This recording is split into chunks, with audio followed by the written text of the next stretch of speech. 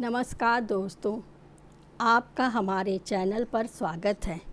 आज हम तमिल अनुदित कहानी मंदिर का घंटा कहानीकार टी जानकी रामन की समीक्षा करेंगे।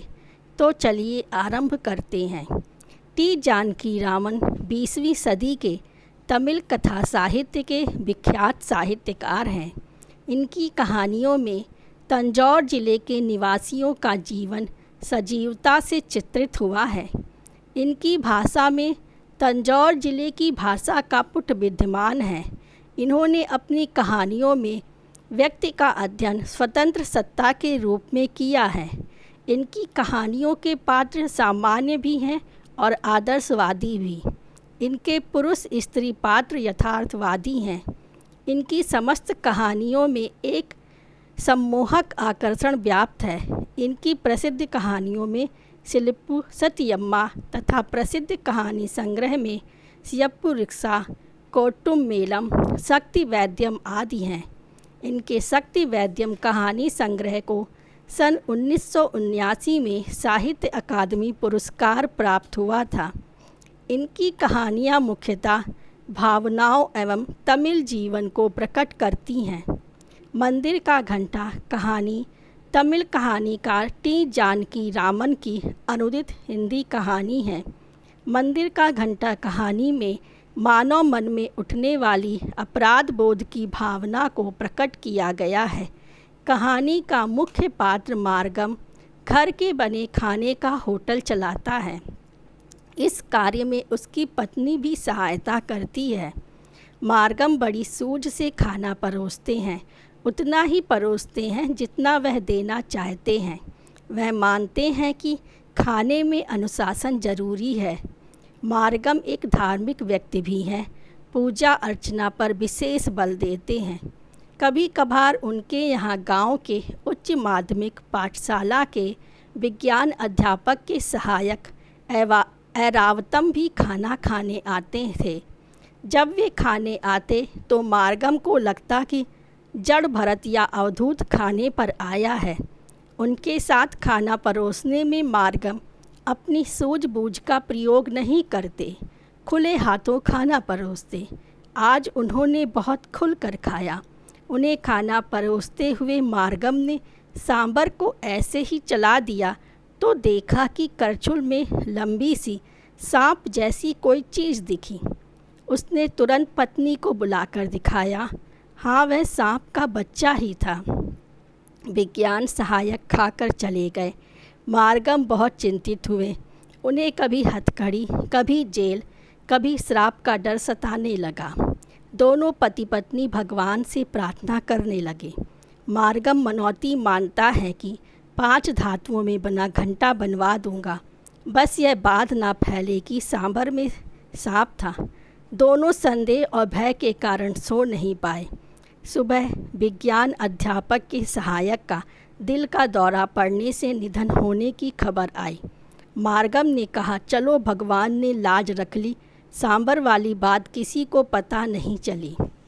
1 माह में 1.5 हाथ ऊंचा अत्यधिक भारी घंटा बनकर तैयार हो गया।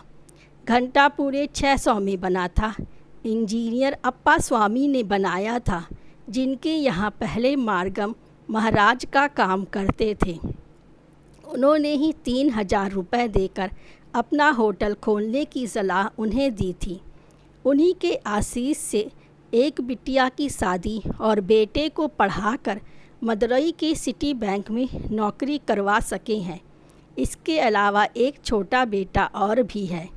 सभी घंटे को देखकर आश्चर्य में पड़ जाते कि आज के युग में कौन भगवान की इतनी सेवा करता है। इस पर मार्गम कहते कि भगवान ही रक्षा करते हैं तो इतना तो हम कर ही सकते हैं। देखो, ऐरावतम विज्ञान सहायक ने पिछले दिनों यहाँ खाना खाया और अगले दिन मर गए। ये तो कहिए डॉक्टर ने कह दिया कि दिल का दौरा पड़ा है, वरना लोग मुझी पर इल्ज़ाम लगाते। इस पर पत्नी उन्हें समझाती है कि घंटा मंदिर में भिजवा दें, नहीं तो लोग ऐसे ही बातें करेंगे और एक दिन आप उसे कबूल भी कर लेंगे। उसी दिन शाम को मंदिर में घंटा दे आए और शुक्रवार को उसे लटका दिया गया। अब सुबह, दोपहर, शाम, रात्रि पूजन के समय जब यह घंटा बजता तो मार्गम हड़बड़ा जाते। उन्हें हर जगह ऐरावतम की लाश नज़र आती। एक दिन परचून की दुकान के खजांची ने कहा कि घंटे की आवाज़ कैसी सरसराती हुई गूंजती है। तब मार्गम ने कहा कि सांप की तरह सरसराती है ना? तक्षक या वासुकी की तरह भी? हाँ हाँ, अजगर की तरह भव्य। मतलब यह घंटा अजगर और मंदिर के घंटे सांप के बच्चे। तभी मार्गम की पत्नी ने उन्हें बहाने से अंदर बुला लिया।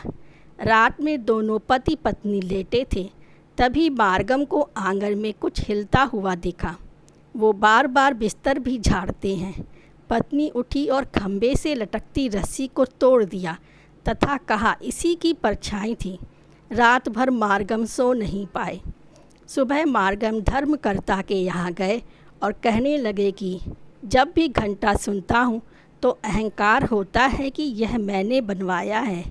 इसलिए मैंने सोचा है कि यह भारी घंटा मैं अपने घर ले जाता हूँ, बदले में 4-5 चांदी की घंटियाँ बनवा देता हूँ।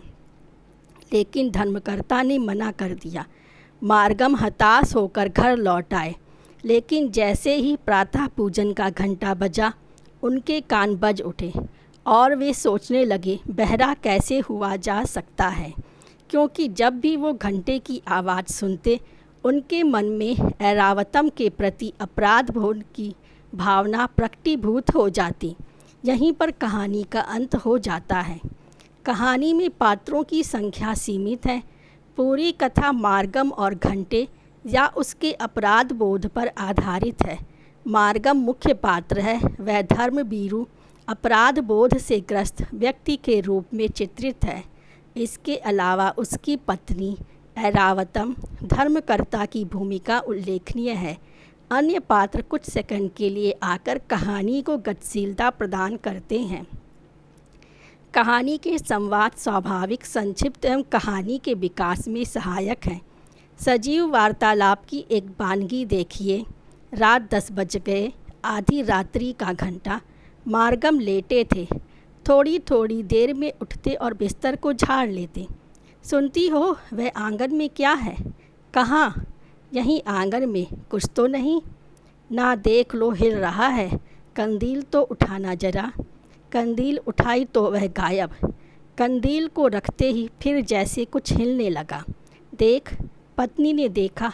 लगा जैसे कोई चीज़ रेंगती हुई जा रही है। वह उठी और खंबे से लटकती रस्सी को खींचकर तोड़ दिया। इसी की परछाई है। हे राम, मैं तो घबरा ही गया था। कहानी की भाषा सरल, प्रवाह युक्त एवं भावानुकूल है। भाषा पात्रों की मनस्थिति को उत्तम ढंग से प्रकट करती है। हिंदी, देशज एवं उर्दू के शब्द भी व्याप्त हैं, जैसे धर्मकर्ता, डफली, फिजूल आदि। मुहावरे का प्रयोग भी है, जैसे अपनी डफली बजाना आदि। कहानी का वातावरण सफल है। यह धर्मभीरू व्यक्ति के मनोभावों को पूर्णतः प्रकट करती है। प्रस्तुत कहानी उद्देश्यपूर्ण कहानी है। यह कहानी मन में उठने वाले अपराध बोध को अभिव्यक्त करती है। इस तरह मंदिर का घंटा कहानी टी जानकी रामन की एक प्रसिद्ध कहानी है, जो मानव मन की समस्या को यथार्थ रूप में चित्रित करती है। यदि आपको हमारी यह समीक्षा पसंद आई है तो इसे लाइक कीजिए, ज़्यादा से ज़्यादा शेयर कीजिए और हमारे चैनल को सब्सक्राइब कर लीजिए। धन्यवाद।